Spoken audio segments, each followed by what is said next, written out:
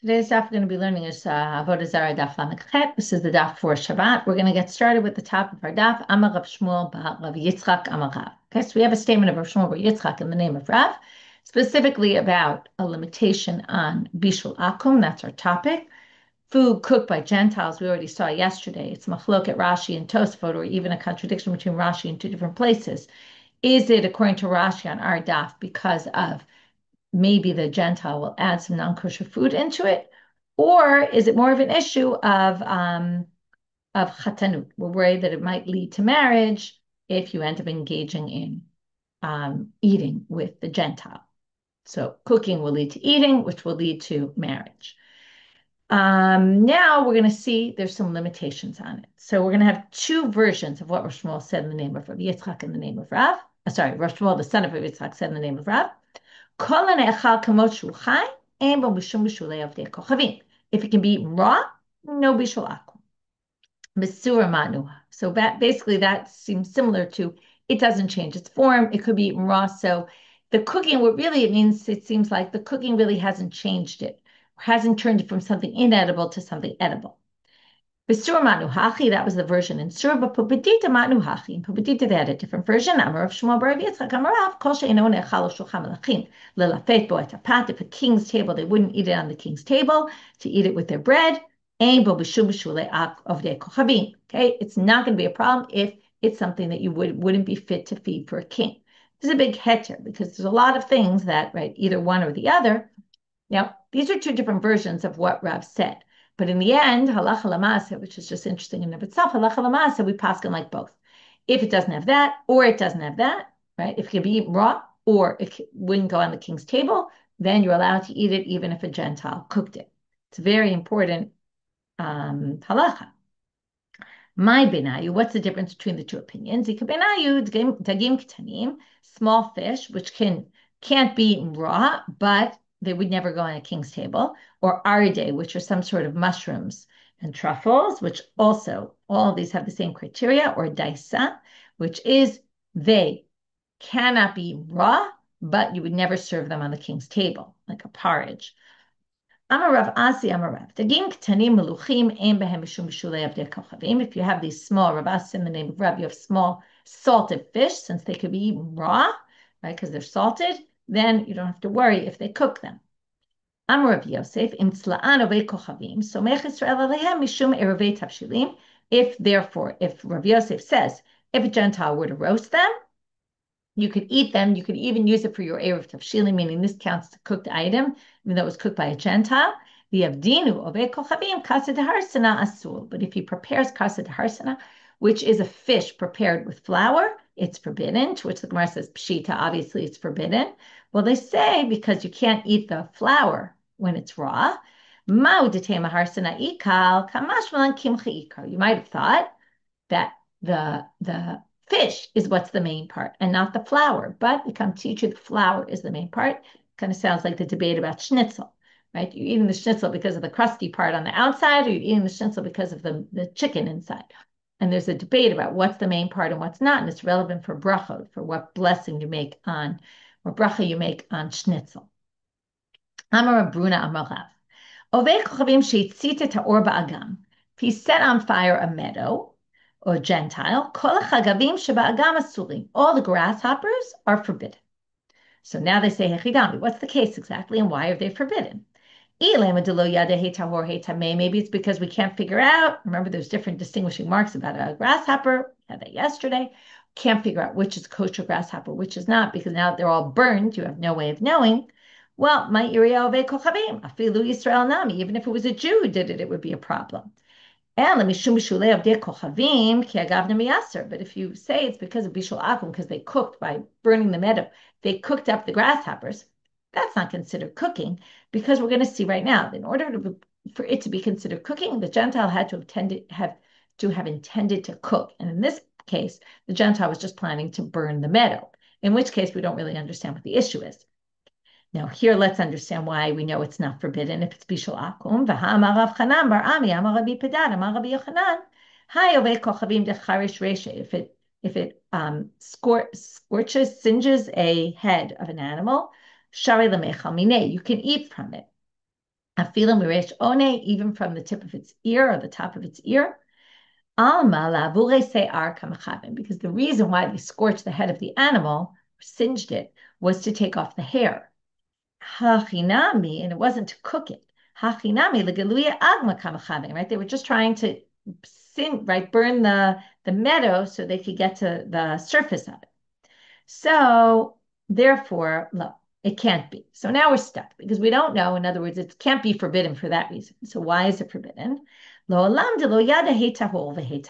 real issue is it's really back to the first one. We don't really know whether the grasshoppers, we can't see whether they're kosher or not because now they're burned. We can't find the identifying features.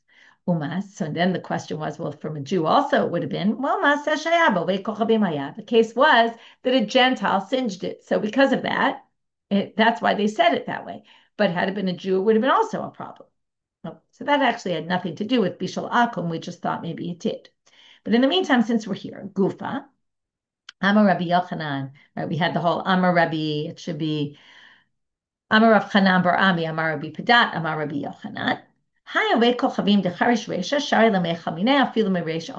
we're going back to that if you singe the head of an animal, since the Gentile, was doing it just to get the hairs off, you're allowed to eat from it. Amar Ravina Hilkach, therefore, Hayave Kochavim Deshad Sikta La Tuna V'Kavar Ba Yisrael Kara Meikara Shapir Dami. Cover by Israel Kara Meikara Shapir Dami. So let's go through the words. Novei Kochavim Deshad Sikta La Tuna. He put inside an oven a peg, and he wanted to basically what you do with the pegs. They would take some wood. They would dry it out first, right? So they would put it in the oven to dry it out and harden it basically to turn it into a peg.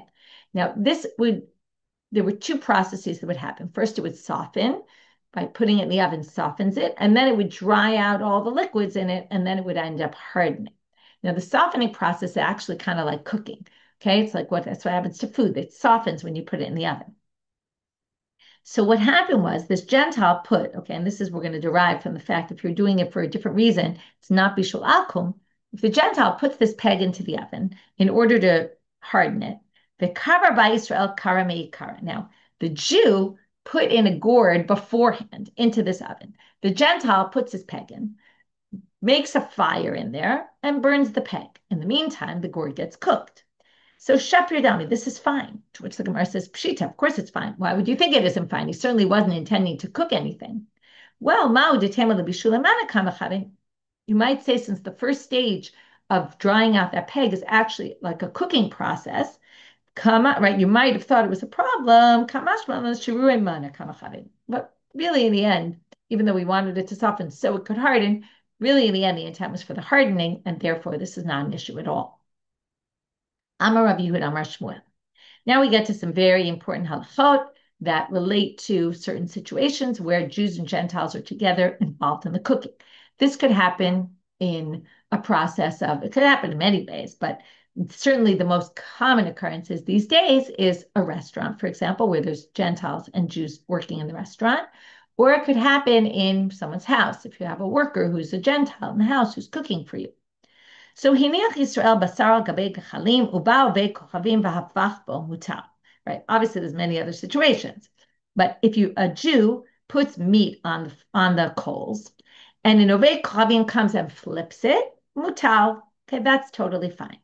Gemara wants to know, hechidami, what's the case that Rabbi Yehuda said in the name of Shmuel that if I put on the meat and the Gentile flips it, it's okay. Hechidam ilema di iloha pachbe havabashil. If the Gentile didn't flip it, it would never have cooked properly. Let's say it's a really thick piece and the heat would never have gotten to the top. Pshita, obviously, right? I'm sorry. Iloha pachbe havabashil.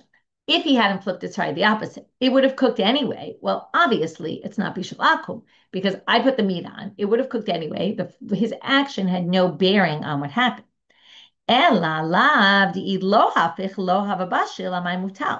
But if the Gentile hadn't flipped it, it wouldn't have cooked. That was the case I was saying before. It was so thick. Amay mutal. Why would it be permitted? That's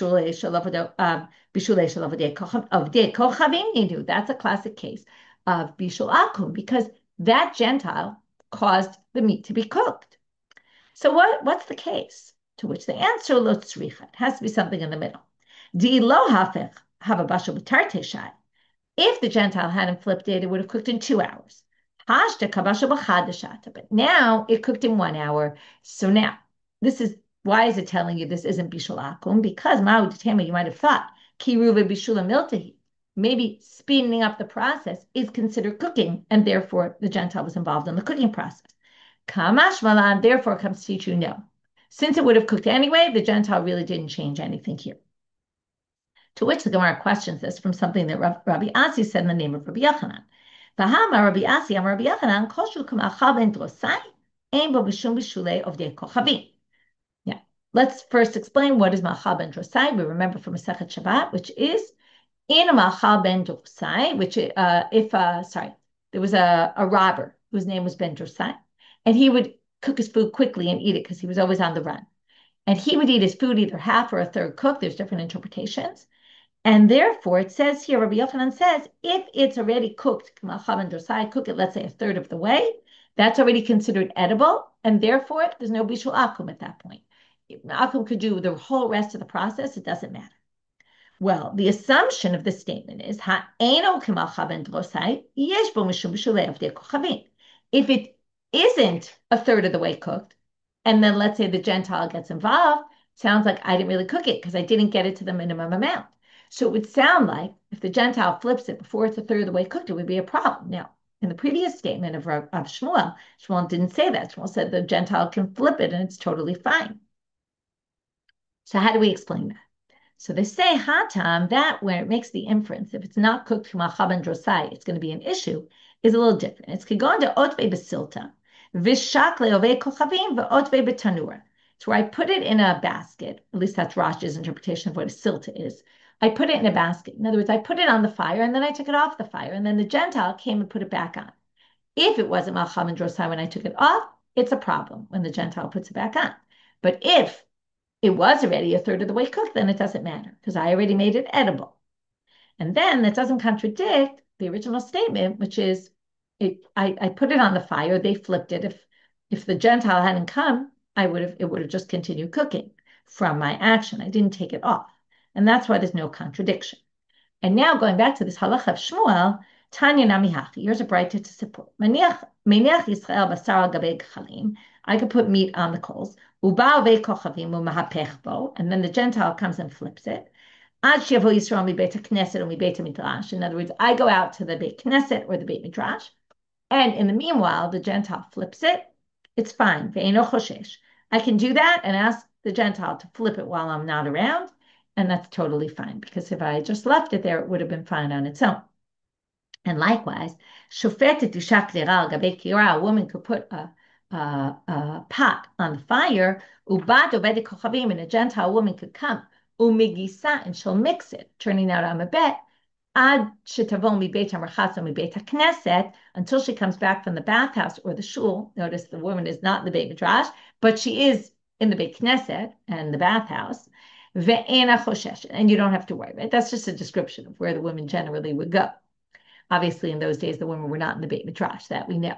But what's interesting is they actually would go to the beit knesset, and anyway, you don't have to worry about the beit knesset. All that's just a side issue. The Gentiles are allowed to flip it and watch it. It's totally fine. Another question. What if we flip the case? So that we know. If the Jew puts it on and the Gentile flips it, totally fine. What if the Gentile puts it on and the Jew flips it? Amar Rav Nachman bar Yitzchak kal v'chomer. We can learn from a kal v'chomer. Gamro b'yad ovei kochavim mutal. Gamro b'yad Yisrael lo kol sheken.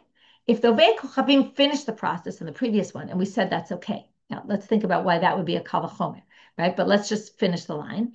If the ovei kochavim can finish the process, then of course it's fine when the Jew finishes the process. Now, why would the finishing the process be the issue? Because the whole issue is chatanut. When do you get to chatanut? When you sit and eat together. Often if you cook together, you'll eat together. But if the Gentile is only involved in the beginning and then leaves, then there's less of an issue. So in the case where the Gentile finishes up the process and they're there at the end, comes Rav Nachman bar Yitzchak and says all the more so if the Jew finishes it, it should be no problem. And Itmar Nami was also said, Amar Rabbi Bar Chana, Amar Rabbi Yochanan. Rabbi Chana says in the name of Rabbi Yochanan, but Amar Amar Rav Acha Bar Chana, Amar Rabbi Yochanan. Either Rabbi Bar Chana or Rabbi Acha Bar Chana said, in the name of Rabbi Yochanan, Ben sheniach oved kochavim v'apach Yisrael, Ben sheniach Yisrael v'apach oved kochavim mutal.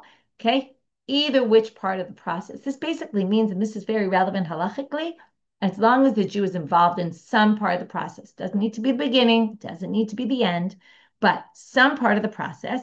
Eino asur ad shetei tchilato v'gamro b'yad oved kochavim.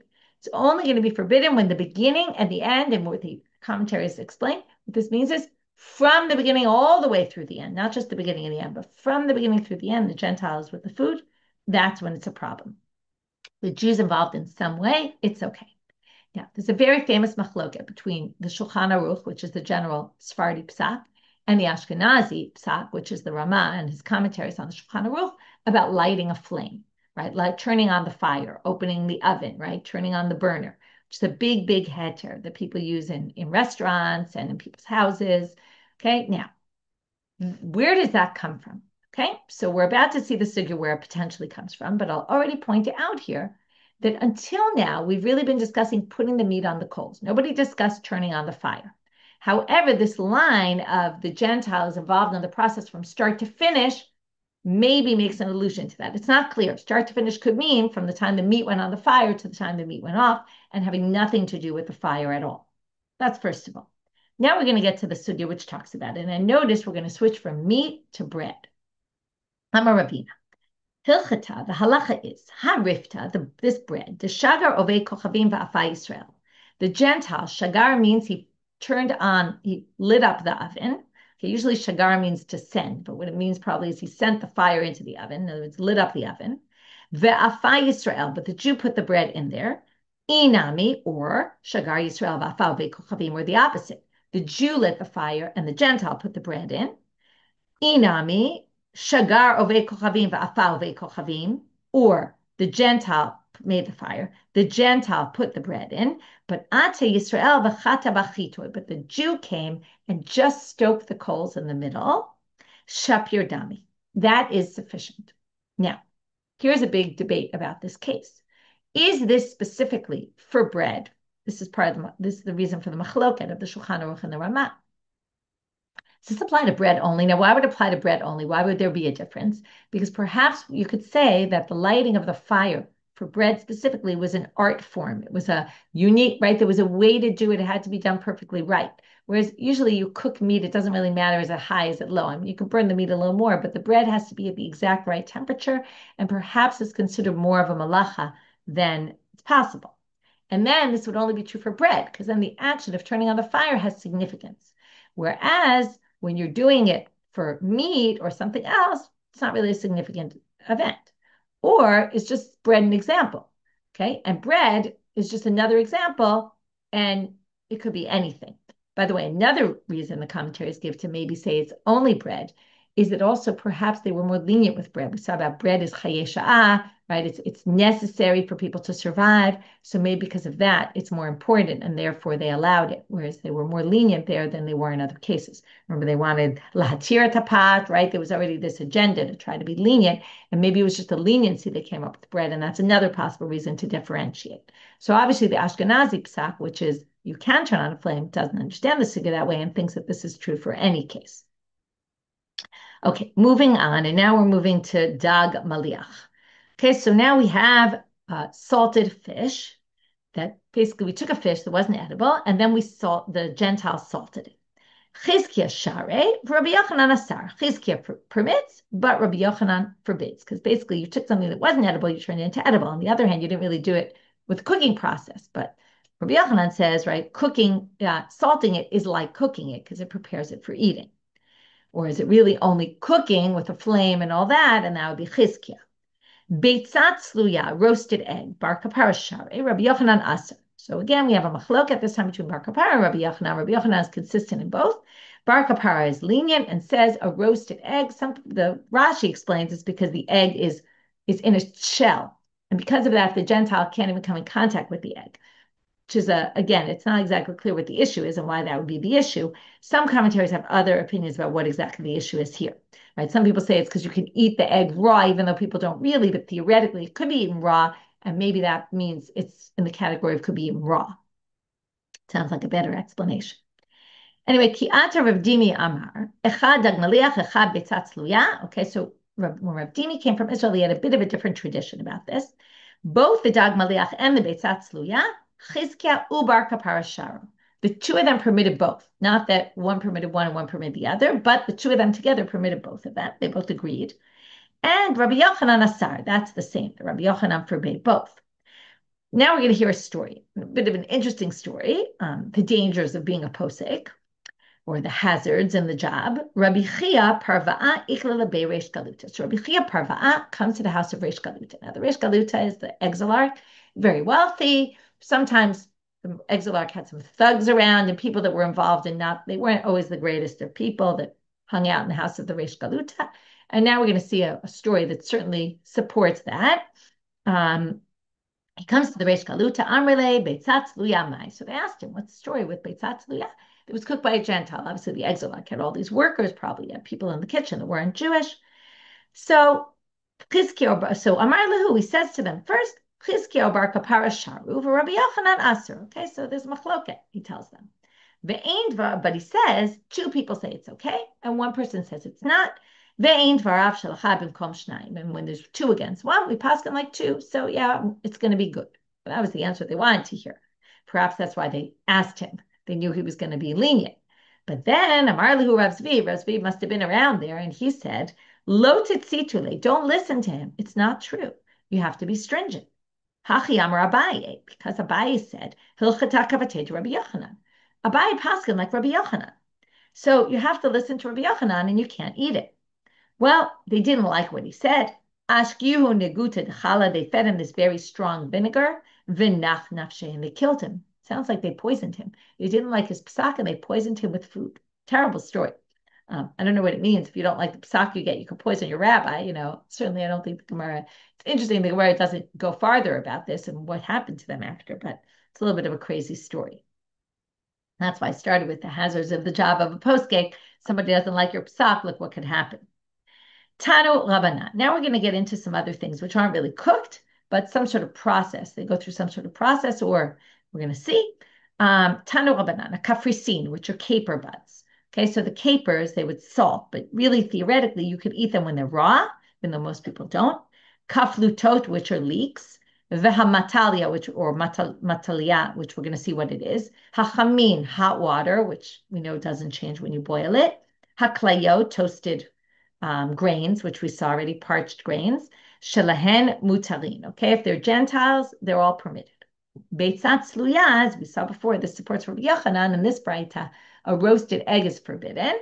Shemen, what about their oil? Rabbi Yehuda Nasi, ubeitino nimnu alavi tirua. This we saw Rabbi Yehuda Nasi, actually, not Rabbi Yehuda Nasi. Yehuda, his grandson, who was also the Nasi, him and his court permitted the oil. So now they say, Tanya. Okay, now we're going to have a bright of what this matalia is. He matalia, he pasilia, he shiata. Okay, it's telling you what this is. It's pasilia, and it's also shiata. Okay, that doesn't help us. Well, my shiata, what is this? Amar Rabba Barbachan Amar Rabbi Yochanan, Harba'im shnin denafikai uvada mimitzrayim. Okay, this is 40 years. Now, there's two ways to interpret this. 40 years, 40 years ago, this was exported from Egypt. Or perhaps it means 40 years ago, they taught us how to make this, how to prepare it, which we're going to see in a minute. The Rabbi Barchana Didamar, after Rabbi Barchana quoted Rabbi Yochanan, is saying it was 40 years, he himself said, Hashitin shnin denafikai uvada mimitzrayim. This was 60 years that whatever happened, happened. Okay, whether it was exported from Egypt or it was, imported to us from Egypt, basically, or it was this recipe, kind of how to prepare it, came from Egypt. Velo pligi. So first they just tell you there's really no debate between them, the 40 and the 60 years. Mar b'shnei or mar b'shnei. Each one said at a different time, one when it was 60 years and one when it was 40 years. Okay, anyway, how do you prepare it? So maite bizra de karpasa, you take seeds of karpas, ubizra de kitana, and seeds of flax, ubizra de shavlalita, and seeds of, I forgot what this is, panja, all right, tiltan, fenugreek, vitaru bahade adade bipashure, and you soak it in lukewarm water. Now, the reason why this could be potentially bishul akum is even if you did it in hot water, and theoretically the seeds cooked, it's not considered bishul akum. Okay, so what would you do? So they would take these seeds, Okay, this is what you often do with seeds, and you let them sprout. So you put them in warm water to sprout. So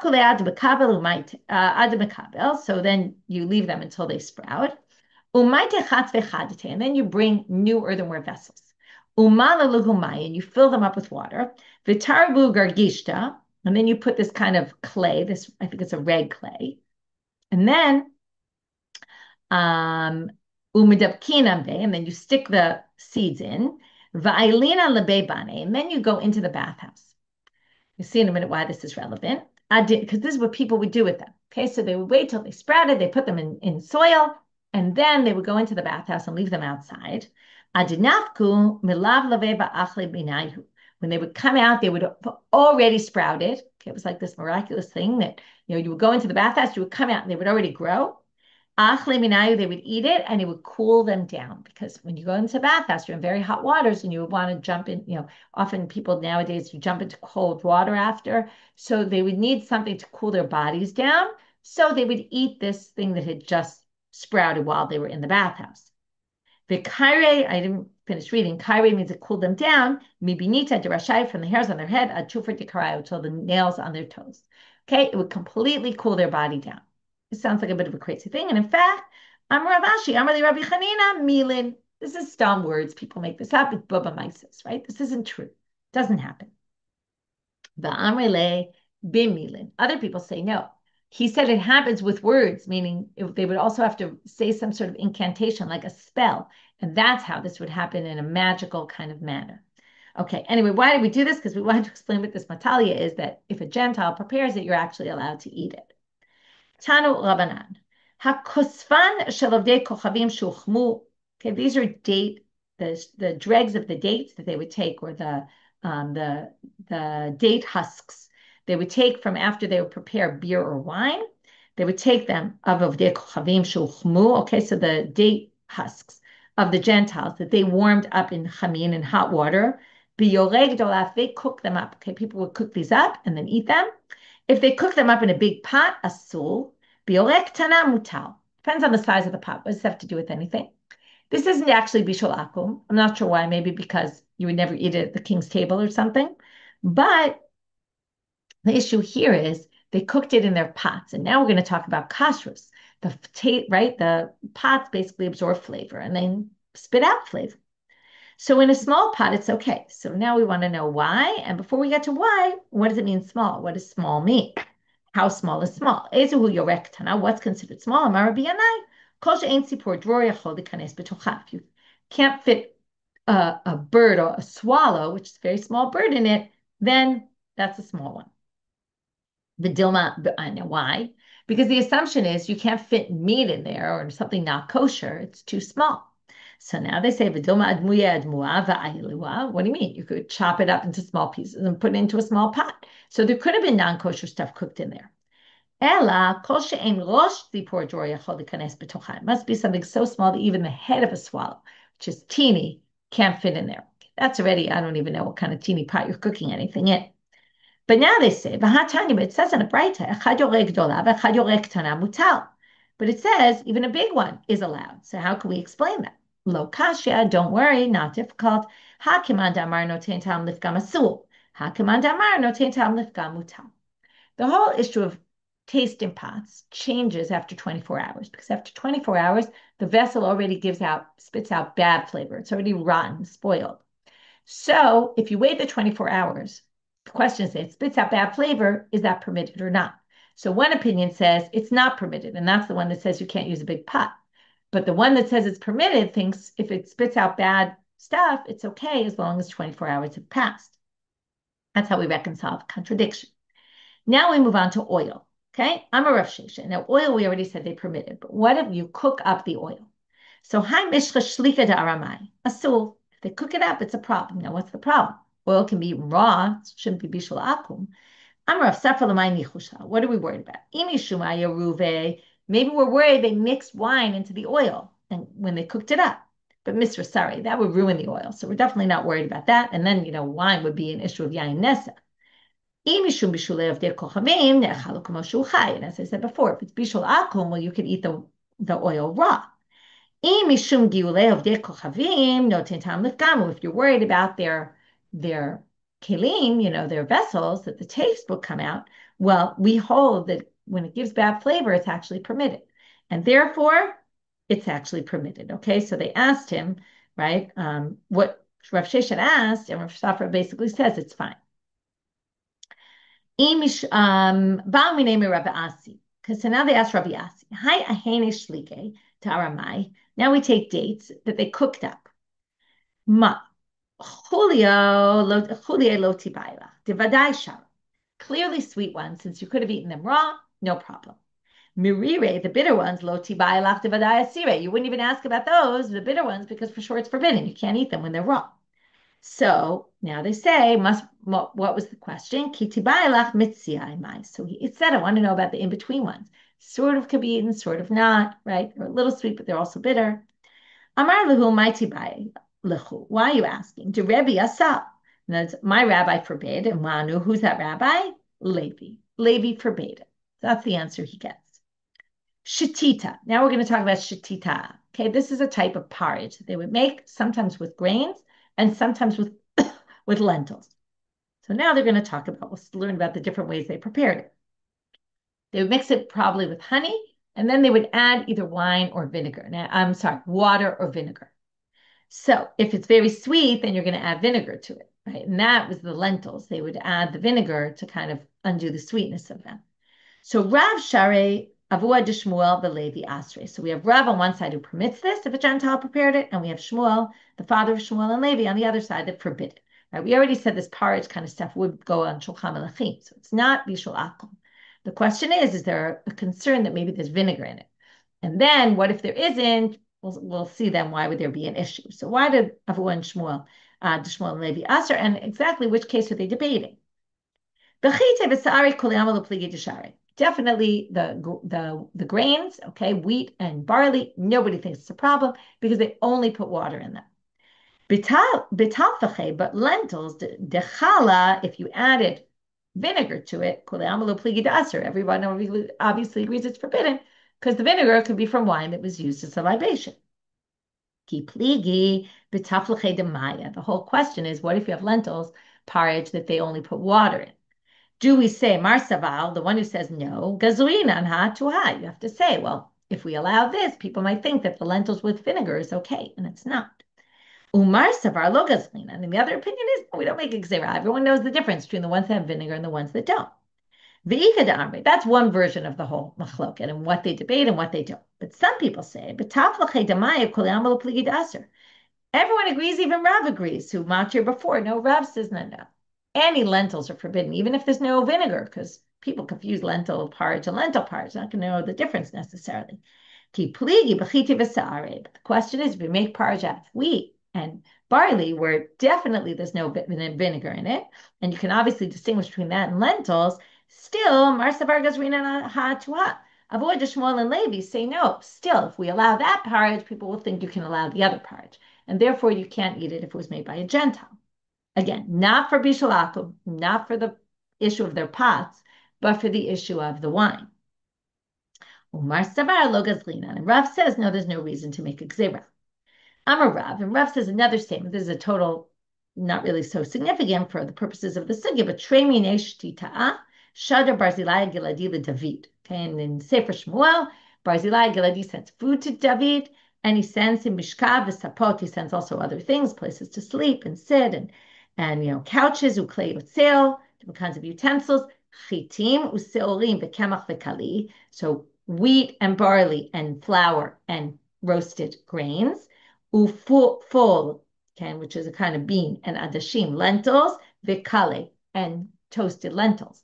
So now they're going to say, notice there's kali twice. The toasted is what they make the porridge out of. So there's one's made of lentils and one's made of grains.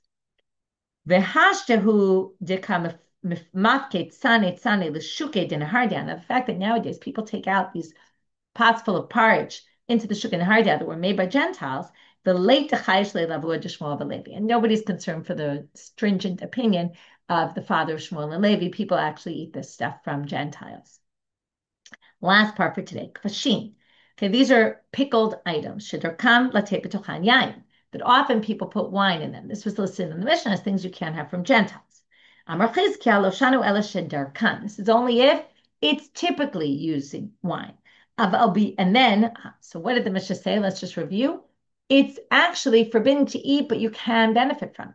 So now he distinguishes. He says that's only if people generally, like let's say 80% of the people do. Aval biyadua asur afilu b'hana'ah. But if you know, meaning now, this could mean one of two things. Either you know they put wine in it, or it's known that everybody, 100% of the people put it in, then you can assume there's wine in it and you can't benefit.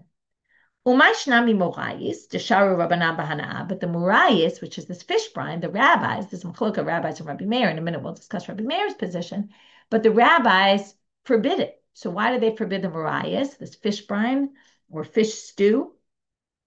So the reason is hatam, right? I'm sorry, there the rabbis permit it. Okay, so here, right there, we know they put in and we permit it. And here we know they put in, or we can, or it's likely, sorry. In both cases, it's likely they put in, and here it's forbidden. No, I just said that wrong. Here we know, and they're right, if everybody does it, then it's forbidden. And in the Mariahs, they permitted it. So now they say, what's the difference? Hatam, why do they put the wine or the vinegar into the fish brine?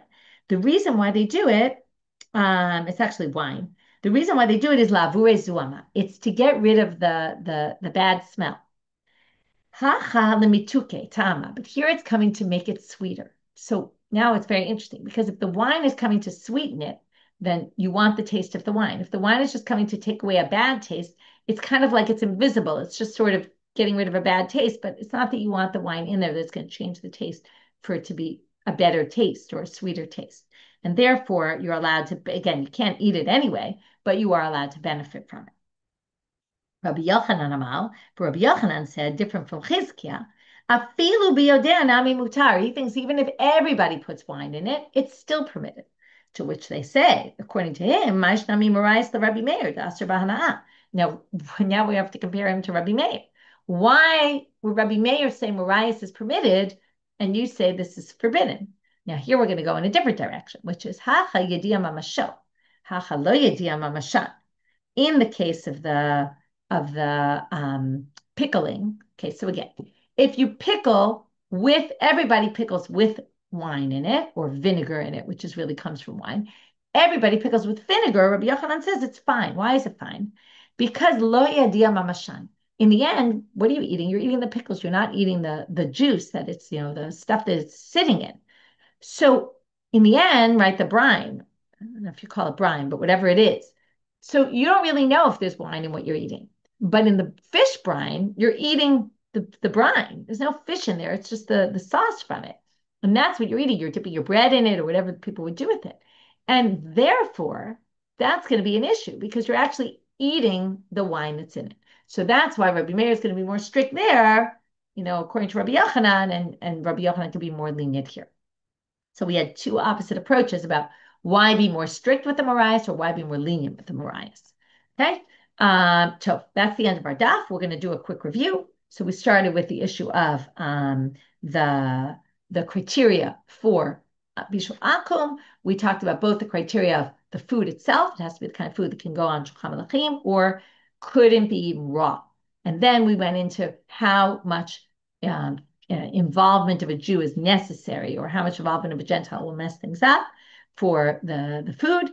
From there, we jumped to topics of kashrut of the vessels, concern for Gentile vessels, and then we got into also concerns of wine, nesech. So we kind of mixed a bunch of issues here, all relating to foods that one wants to eat from Gentiles. And with that, we'll finish for today. Wishing everyone a Shabbat Shalom and Shavuot Tov.